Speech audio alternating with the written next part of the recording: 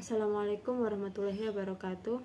Pertama-tama yang saya hormati Pak Domerda Al-Romdoni selaku dosen pengampu mata kuliah Administrasi Peradilan di Indonesia dan Praktek Peradilan, dan teman-teman HES 6D yang saya banggakan.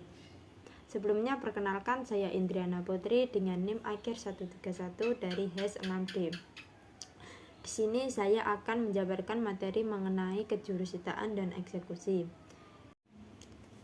Baik, untuk poin pertama yaitu pengertian dari jurusita. Nah, jurusita ini dipahami sebagai salah satu pejabat peradilan selain hakim, panitera, dan sekretaris. Nah, jurusita sendiri ini jarang sekali dijumpai di persidangan dikarenakan tugas jurusita lebih mengarah kepada lapangannya. Misal melakukan pemanggilan relas, memberikan putusan kepada para pihak. Nah, namun jurusita ini tugasnya tidak bisa disepelekan, karena tanpa adanya jurusita maka peradilan juga tidak akan berjalan dengan semestinya. Dan jurusita juga harus mempunyai relasi kepada lurah-lurah sekitar untuk mengantarkan relas-relas ini langsung kepada para pihaknya. Maka dari itu jurusita ini juga merupakan bagian yang penting dalam peradilan. Namun tugas dari jurusita ini tidak hanya sekedar melakukan pemanggilan-pemanggilan. Nah, tugas lainnya dari jurusita ini diatur dalam Undang-Undang Nomor 2 Tahun 1986 tentang Peradilan Umum, tepatnya pada pasal 65. Nah, tugas yang pertama yaitu melakukan semua perintah yang diberikan oleh ketua sidang. Lalu yang kedua yaitu melakukan penyitaan atas perintah Ketua Pengadilan Negeri, dan yang ketiga yaitu menjadi pihak ketiga antara peradilan atau pengadilan dengan pihak yang bersangkutan, seperti melakukan pengumuman, teguran, panggilan, dan pemberitaan putusan pengadilan terhadap para pihak. Lalu yang terakhir yaitu membuat berita acara atas penyitaan dan salinannya diberikan kepada pihak-pihak yang berkepentingan. Nah, setelah memahami dari pengertian dan tugas-tugas jurusita, maka poin selanjutnya yaitu syarat-syarat untuk menjadi jurusita.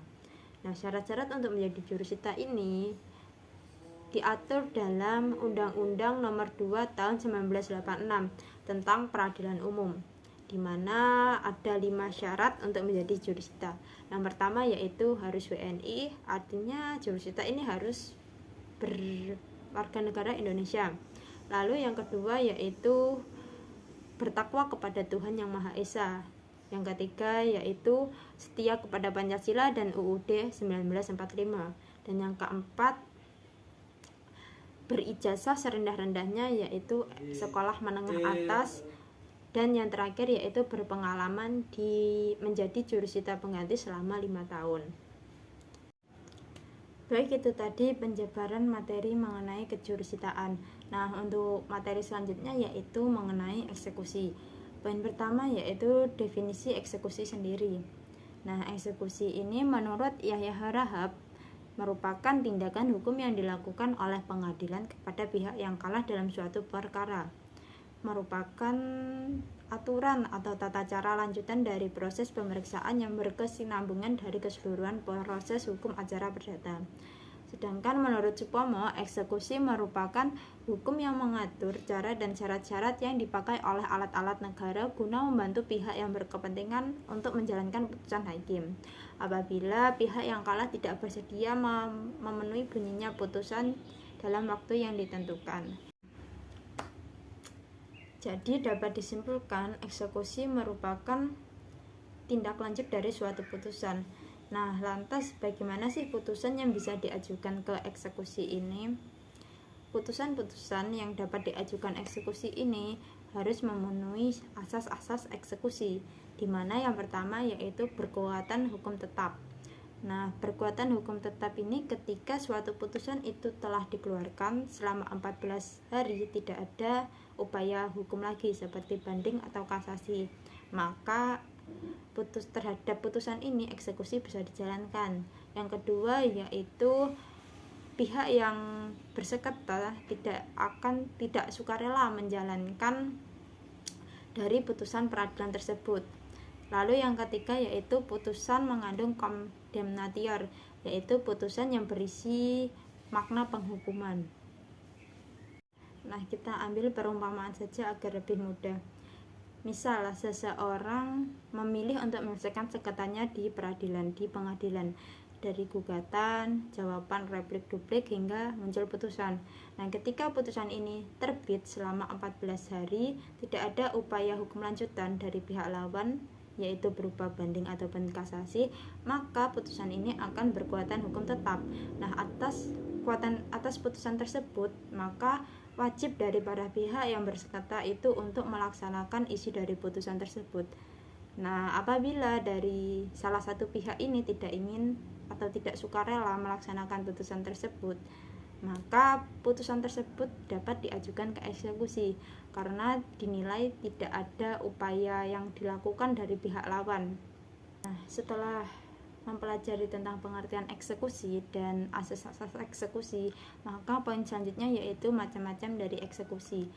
Macam-macam dari eksekusi ini terbagi menjadi 3, yaitu eksekusi putusan yang menghukum pihak yang dikalahkan untuk membayar sejumlah uang.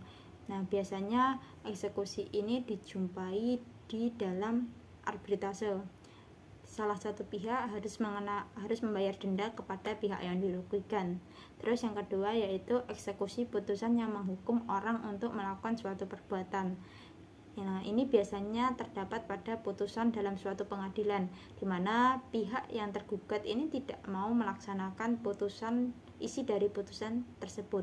Lalu yang ketiga yaitu eksekusi real.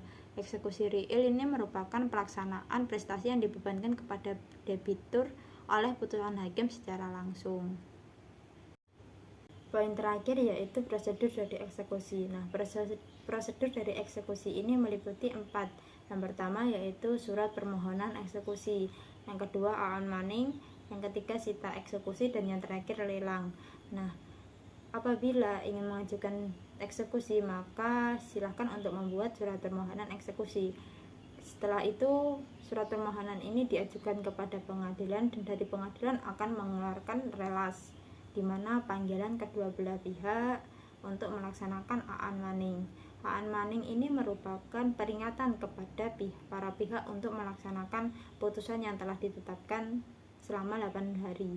Jadi apabila sudah terjadi aan maning selama 8 hari ke depannya tetap tidak ada perlakuan hukum, maka akan dilaksanakan sita eksekusi dan selanjutnya akan dilelang oleh pengadilan.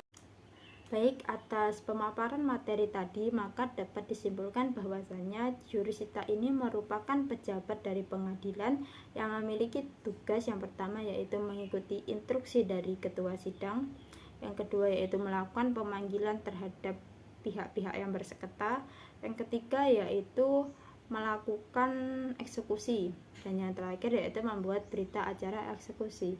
Nah, eksekusi sendiri ini dipahami sebagai tindak lanjut dari suatu putusan. Putusan yang bagaimana?